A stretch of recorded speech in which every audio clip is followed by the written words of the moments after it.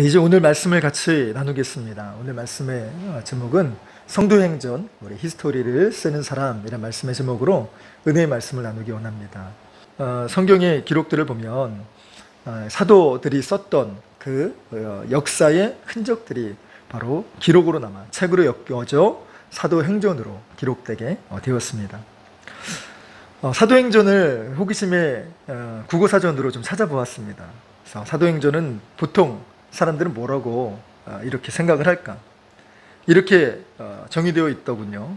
신약의 5번째 권, 예수가 죽은 후 그의 제자들이 널리 복음을 전한 행적과 초대교회의 발전 과정이 담겨 있다라고 기록되어져 있어요. 근데 이 말씀이 그 국어사전의 구절이 그냥 들리지 않더라고요.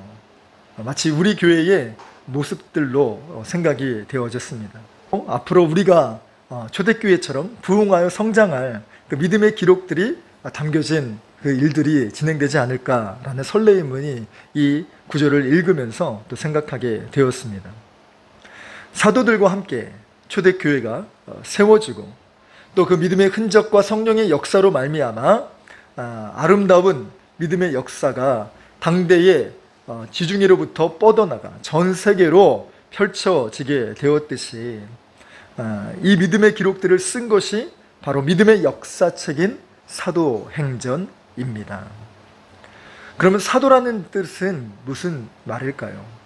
사도라는 것이 헬라어로는 아포스톨로스라고 합니다. 이 아포스톨로스라는 것은 보내심을 받았다, 보내심을 받은 사람이라는 뜻이지요. 그래서 이 단어의 원래 뜻은 대사 또는 특사 또는 사절이라는 이름으로 번역이 되어졌어요.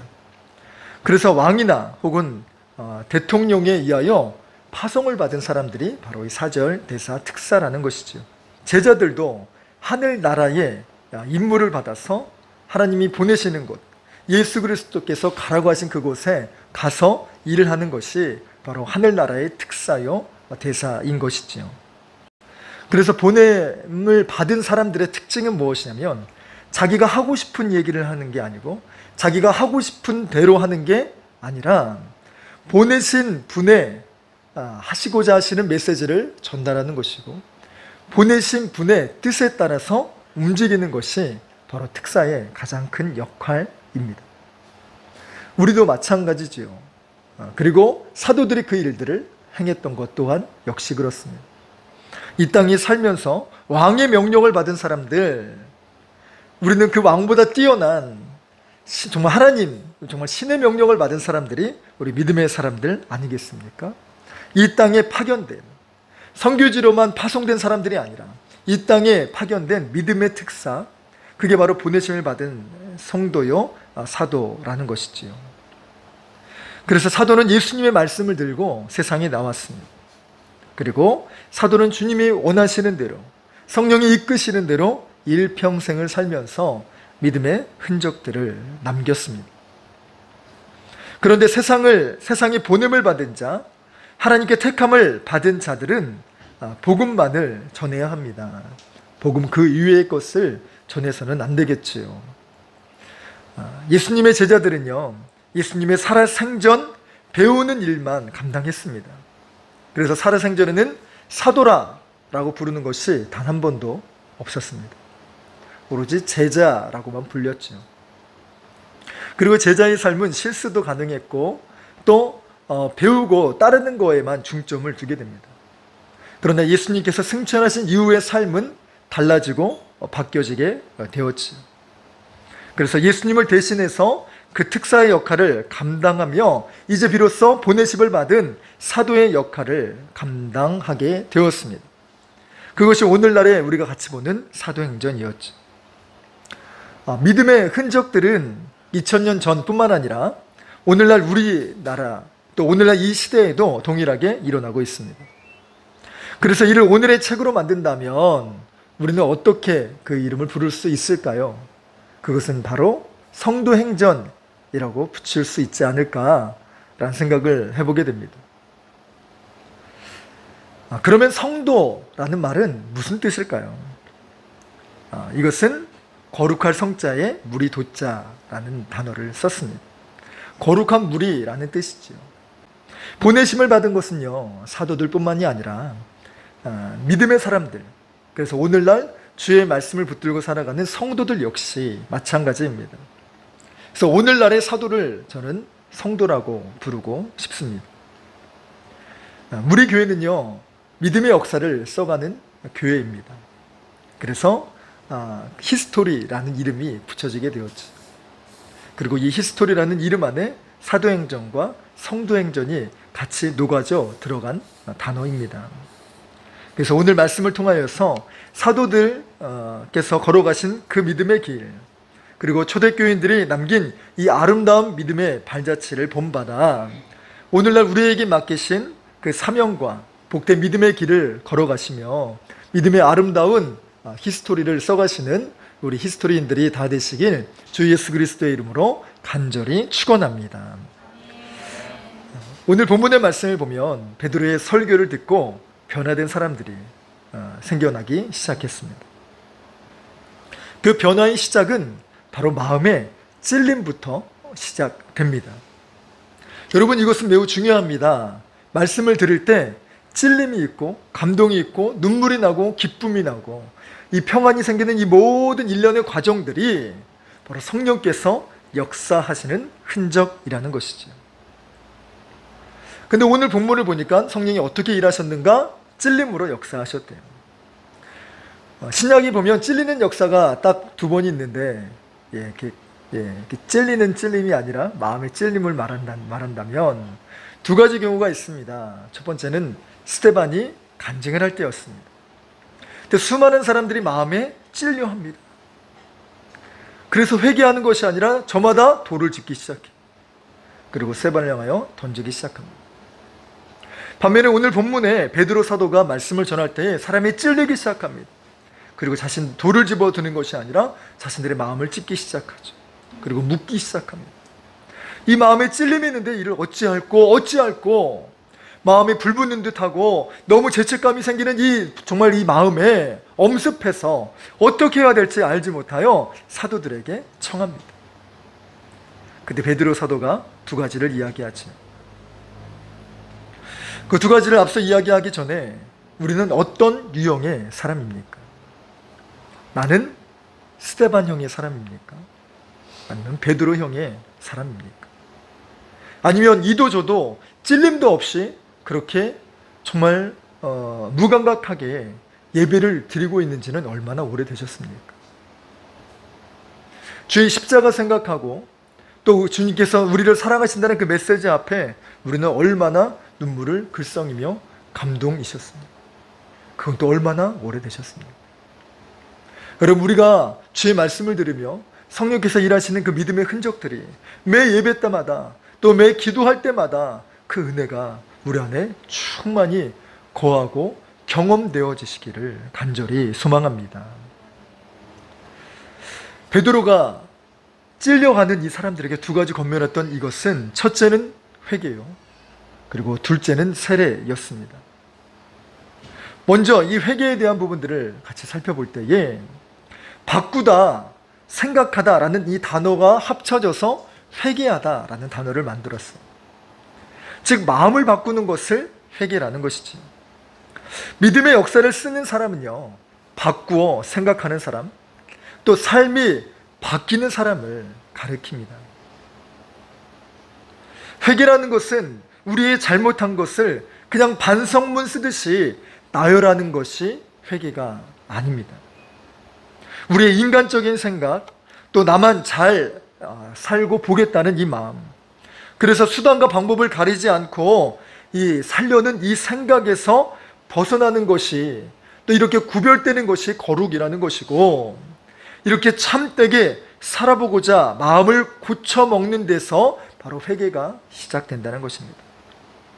그리고 우리 그때부터 진정한 하나님과의 일일이 시작되는 것이죠. 여러분, 기도할 때, 하나님을 찾아올 때 정말 이 마음이 되어야 돼요.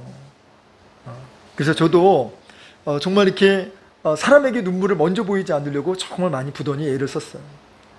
언제 한 번은 버스를 타고 오면서 제가 대학교 기숙사였나 아니면 수업이 끝나고 나서 그날은 조금 일찍 끝났어요. 그러면서 집으로 오는데 그 교회로 오는데 시간이 한 3, 40분 걸렸던 것 같아요. 근데 그런 적이 있지 않으세요? 그게 뭐랄까 그 수건에 행주에 물이 가득 찼을 때 조금만 쪄도 정말 물이 주르륵 흐르는 것처럼 제 온몸에 수분으로 가득했어요. 그래서 뭔가 누가 영훈아 힘들지? 라고 얘기하면 정말 이렇게 봇물 터지듯이 오열할 정도로 힘든 때가 있었죠. 근데 그럼에도 불구하고 정말이에요. 진짜 눈물이 이렇게 계속 이렇게 쭈루룩 또로룩 또로룩 또로룩 그 소리 없는 눈물들이 이렇게 계속 흐르는 거예요. 그래서 그것을 닦으며 꾹 참고 예배당에 가서 나를 사랑하시는 하나님 아버지 앞에 모든 것을 쏟으며 그렇게 오열했던 적이 있습니다. 우리 정원이 덕분에 이 예정에도 없었던 이 말씀을 전하게 됐는데 정말 저는 이랬으면 좋겠어요. 하나님 아버지 앞에 우리의 삶을 진짜 내 모든 것을 받아주시고 알고 계시는 그 하나님 앞에 정말 쏟아내서 울고 또 마음을 내려놓고 우리의 고민들을 주님 앞에 내려놓으며 자유함을 얻고 또 힘을 얻어 가시기를 소망합니다. 재산과 능력과 또 모든 것을 가지고 계신 하나님이기도 하시지만 그 하나님이 아낌없이 그래서 독생자까지도 정말 주저하지 아니하시고 보내주신 그 하나님이 바로 우리 아버지라는 것입니다. 그래서 그 아버지 앞에 우리가 이 방황했던 삶도 내려놓고 주님을 향해야 될 줄로 믿습니다. 저는 하나님을 모르는 것은 아니었지만 믿음의 삶이 늘 다람쥐 쳇바퀴 도는 삶이었어요. 뭔가 좀 나아지는 듯 하면서도 뭔가 범죄하고 또 기분 나쁜 일이 생기고 사람과의 관계가 틀어지면 늘 제자리에 왔어요. 그리고 늘 정말 나는 왜 이러지? 라는 부분부터 시작해서 내 인생은 왜 되는 게 하나도 없지? 다른 사람은 저렇게 잘 사는 것 같은데 왜 나는 이런 가정에서 태어났지부터 시작해가지고 또 전 스토리를 다 생각하면서 그래서 또 동굴 속에 들어가게 됩니다. 그렇게 헤어나오지 못했던 제 삶이 정말 바뀌어지게 되었던 것은 바로 전도였습니다. 그렇게 해서 주님 앞에 섰을 때에 성령이 임하시니까 그리고 저는 다른 게 아니에요. 하나님 저를 바꿔주세요. 이 회개라는 단어의 의미는 단어의 뜻은 알았지만 그것이 내 삶 가운데 한 번도 제대로 경험된 적이 없었던 삶이었기 때문에 그래서 죄의 나열, 반성문 쓰듯이 항상 회개했던 이 삶에서 진정한 성령의 역사로 일어나는 회개가 일어나게 되었습니다. 너무나 놀라운 건 주님 저 회개하게 해주세요 라는 그 기도가 아니라 하나님 만나게 해주세요. 하나님 제 삶을 바꿔주세요 라고 기도했을 때 정말 찾아와 주시면서 일하신 역사가 바로 회개였다는 거예요. 마음의 찔림이었다는 거예요. 그래서 예전에는요 저는 정말 반듯하게 살아왔다고 자부하거든요. 모범생처럼 이렇게 뭐 하나 흐트러짐 없이 이렇게 살았던 저였다고 생각하는데 그래서 제 회개할 건 뭐 제가 없다는 것이 아니라 내가 뭐 사람 죽인 일도 없고 또 등쳐먹은 적도 없고 오히려 당하면 당했지 회개 뭐 이 정도면 하면 되지 않을까 라던 저의 모습이 성령께서 가르쳐 주시고 이 찔림을 통하여 일하시니까 제가 그렇게 더러울 수 없더라. 제가 그렇게 죄인일 수 없더라. 제가 그렇게 정말 하나님 앞에 잘못한 게 이런 게 정말 하는 게 너무 잘못했구나라는 죄가 가장 쏟아지고 보였어요. 여러분 우리가 정말 주의 말씀을 들을 때 이 말씀을 또 이 감동이 우리 마음에 심겨지게 되면 목사님 왜 저런 말씀을 하셨을까? 라는 정말 따갑고 또 무난 마음으로 듣는 것이 아니라 오늘 성령께서 우리에게 마음의 찔림을 주시는구나. 오늘도 일하시구나. 나를 바꿔가시려고 하시는구나. 이 은혜로 정말 우리의 삶을 또 우리 영혼을 맡기시기를 바라요. 마치 정원이가 엄마한테 와가지고 몸을 탁 던지면서 엄마라고 하는 그 포옹이 그 허깅이 너무 자연스러운 것처럼 우리가 주님 앞에 설 때 우리의 죄를 내놓고 우리의 정말 하나님께 도움을 구하는 이 모습 또한 이렇게 자연스러워야 될 줄로 믿습니다. 그리고 그분 앞에 내려놓으세요. 그리고 그분 앞에 기도해 보세요. 내가 회개하려고 하지 않아도 주님이 내 마음을 가르쳐 주시고 또 마음 가운데 임하셔서 자연스러운 능력의 역사가 우리 안에 일어나게 될 줄로 믿습니다. 다음으로 베드로 사도가 말한 것은 세례입니다. 여러분, 회개를 예수님께 드리는 사랑 고백이라고 한다면 세례는 신랑 예수님과 결혼식을 하는 것과 같다고 비유할 수 있을 겁니다. 사랑하는 사람과 만나서 대화를 하다 보면 어떻습니까? 사랑이 깊어집니다. 그리고 그 사람에 대해서 더 잘 알게 됩니다.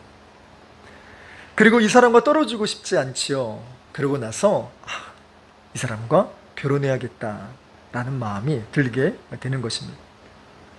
여러분, 사랑하는 사람과 사랑이 깊어지면 프로포즈를 하고, 그리고 많은 사람들 앞에 우리 이제 결혼해서 살 겁니다. 응원해 주세요. 저희도 여러분들의 응원에 부응해서 잘 살겠습니다.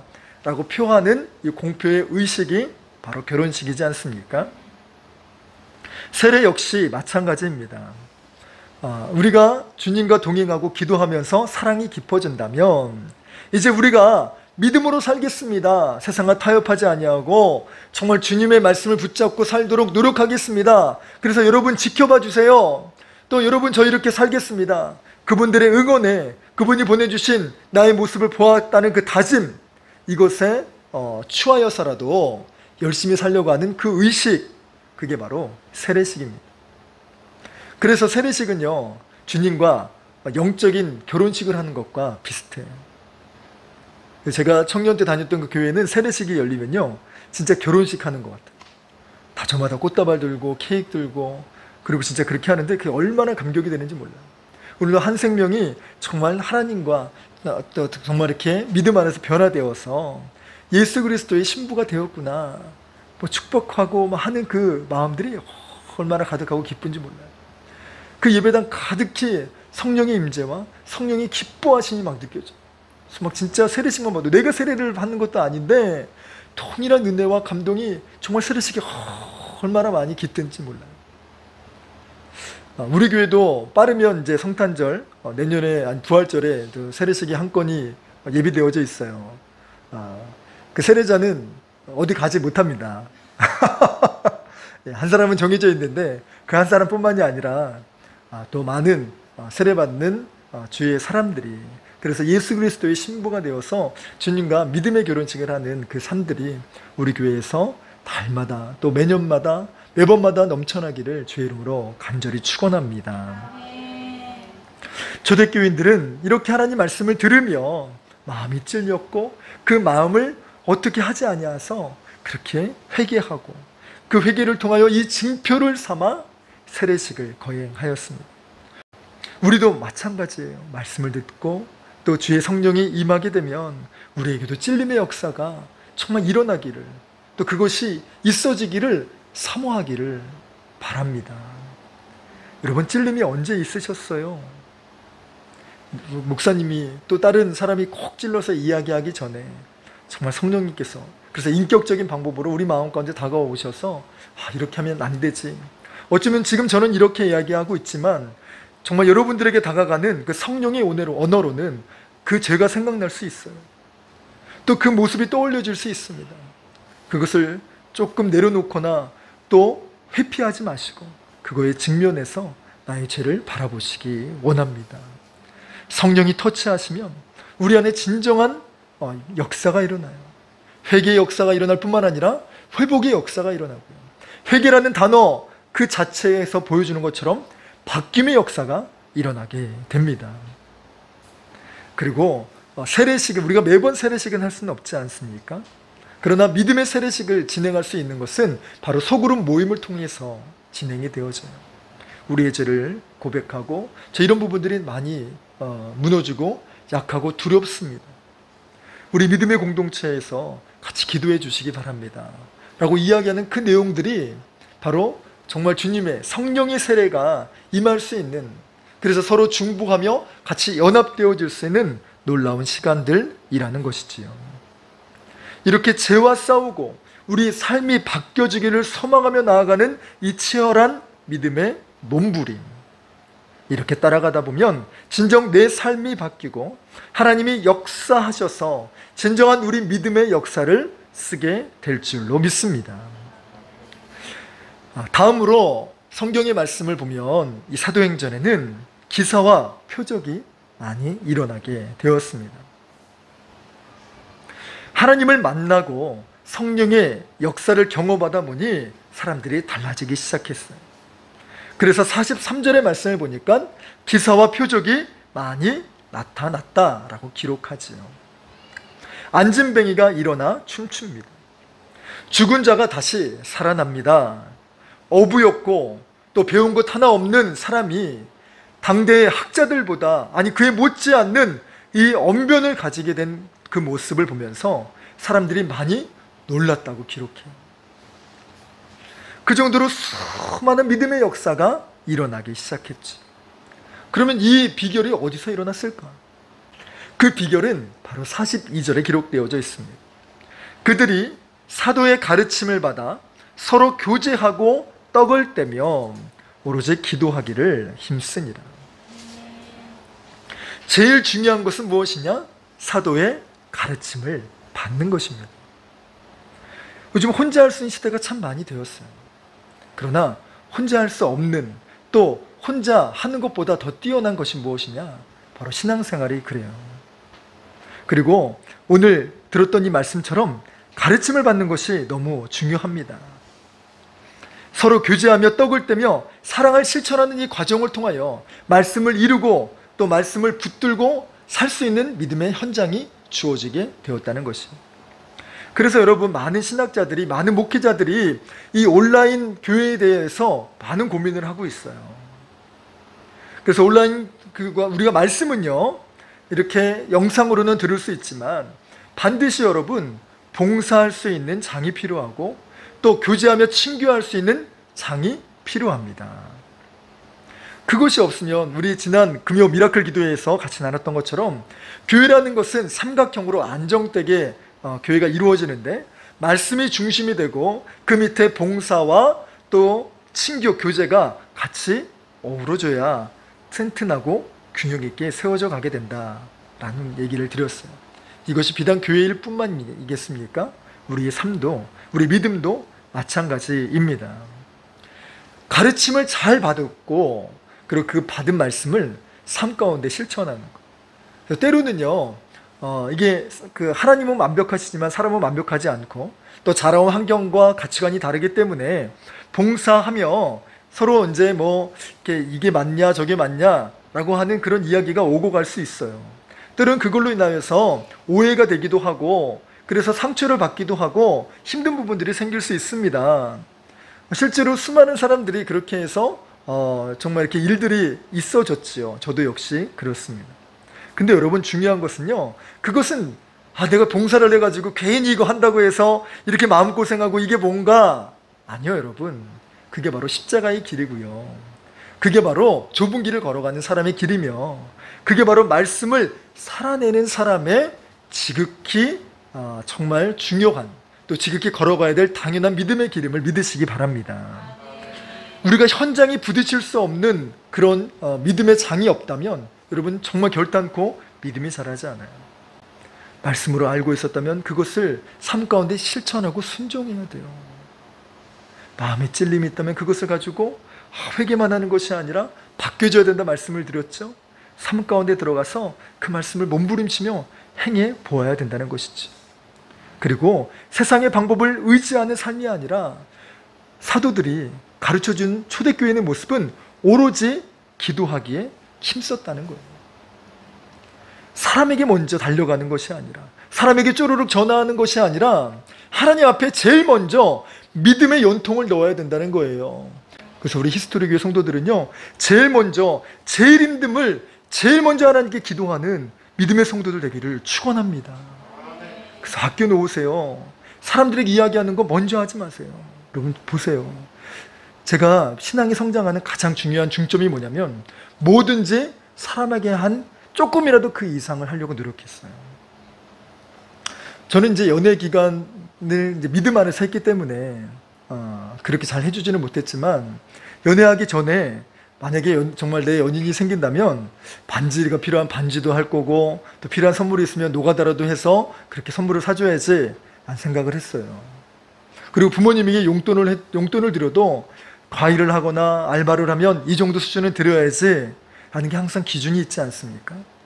그래서 제가 그래, 그렇게 하는 그 이상 내 육의 아버지, 내 육의 내 연인 그보다 조금은 하나님께 더 해야지라는 게 제 신앙의 목표요, 또 신앙의 기준이 되었어요.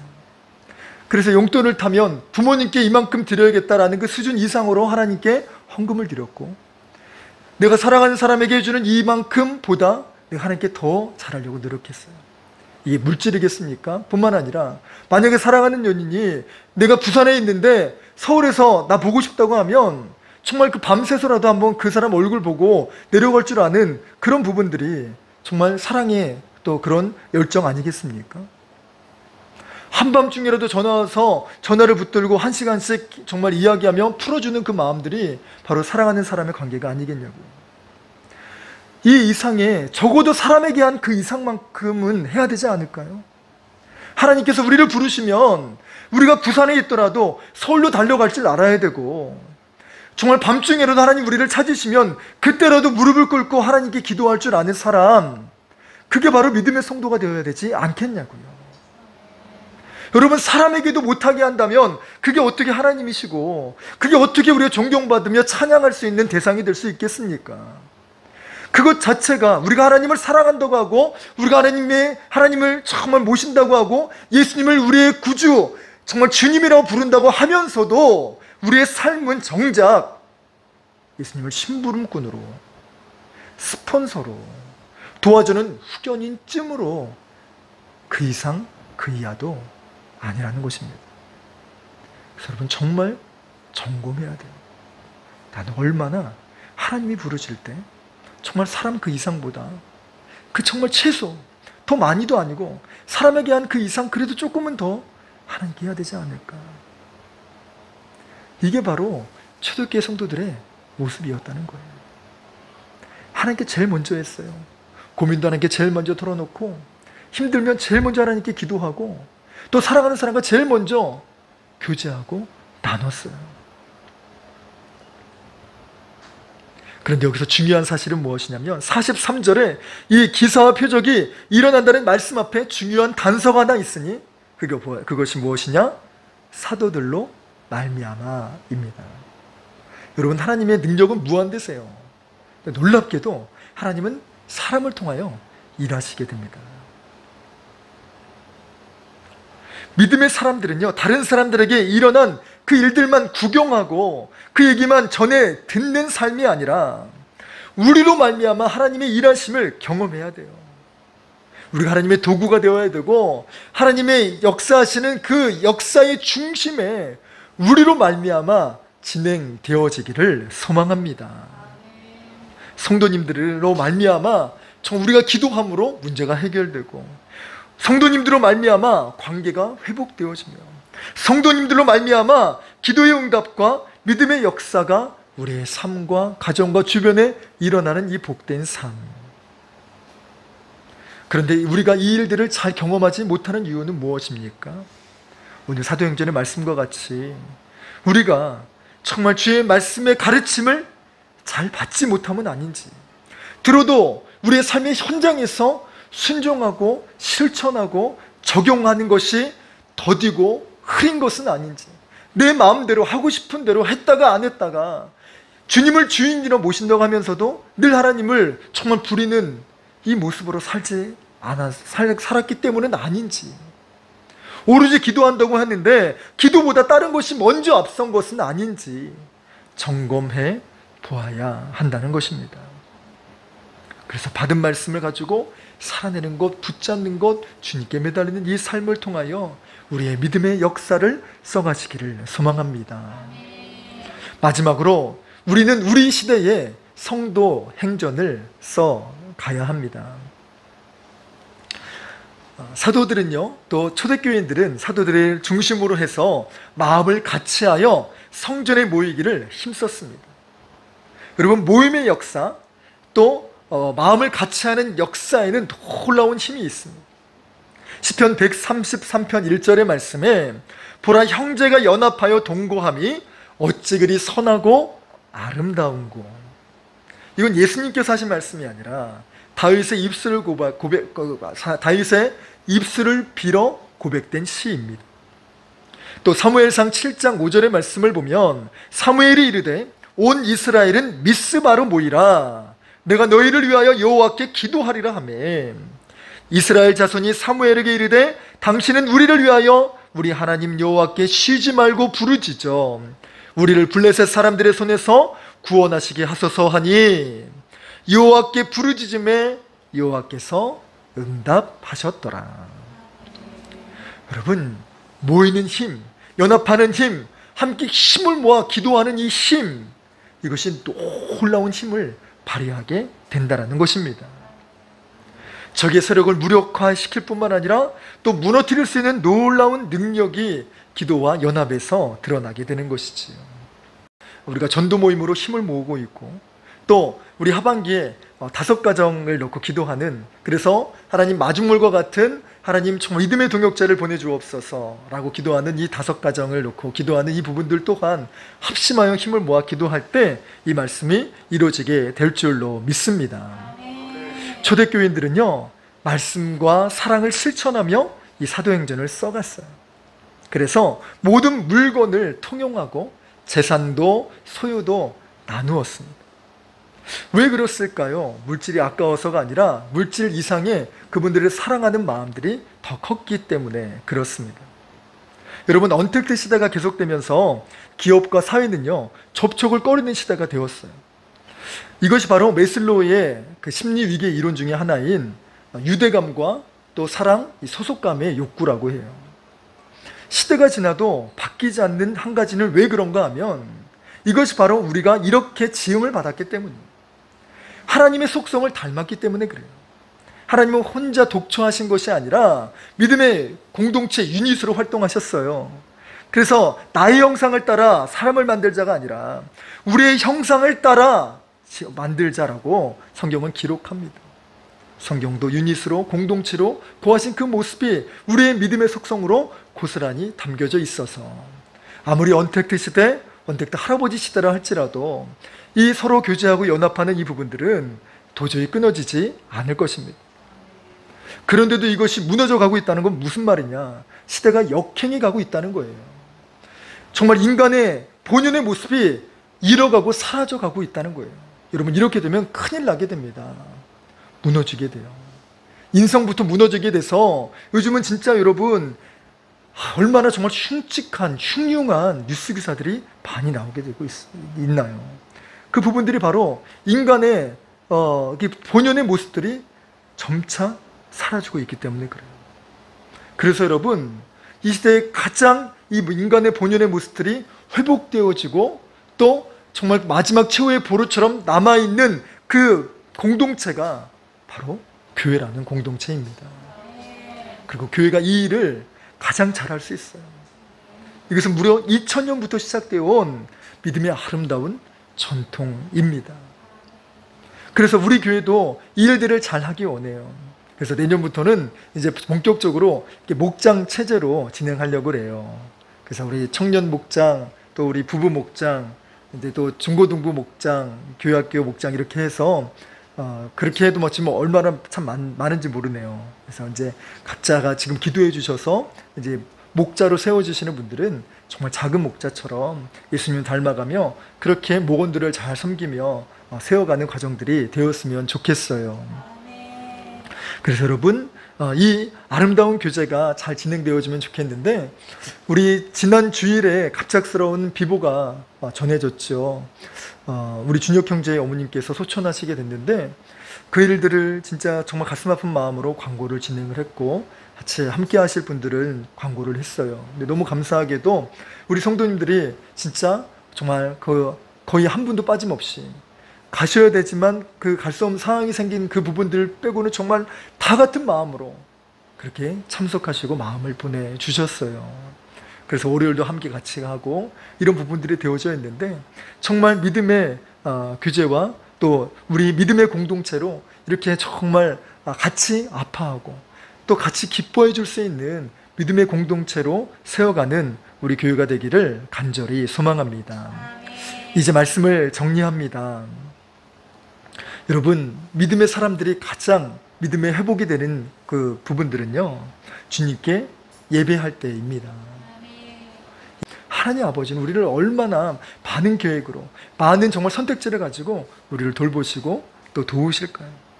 그래서 우리가 주님 앞에 의뢰하고 맡기면, 아, 그래, 그런 부분들이 있었어. 그래, 내가 한번 데이터를 한번 돌려볼게. 사람이 돌려볼 수 있는 데이터는 많아야 뭐 수십 개, 수백 개밖에 안 돼요. 근데 하나님은요, 진짜 전 세계를 움직이시면서 하나님의 경우의 수를 움직이고 있어요. 그래서 우리 아들에게, 우리 딸에게 가장 필요한 게 뭐지?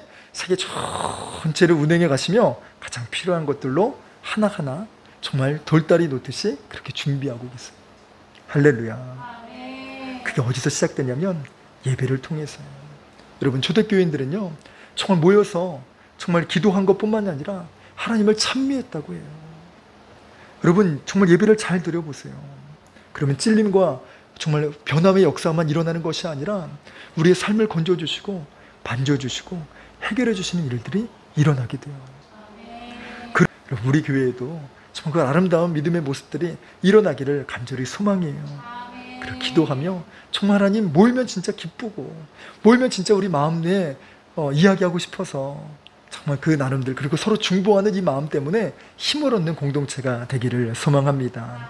그래서 날마다 47절의 말씀과 같이 구원받는 사람이 날마다 더하여 가고 또 성령의 역사를 써가고 체험하는 우리 히스토리교회 전성도민들이 되시길 주 예수 그리스도의 이름으로 간절히 축원합니다.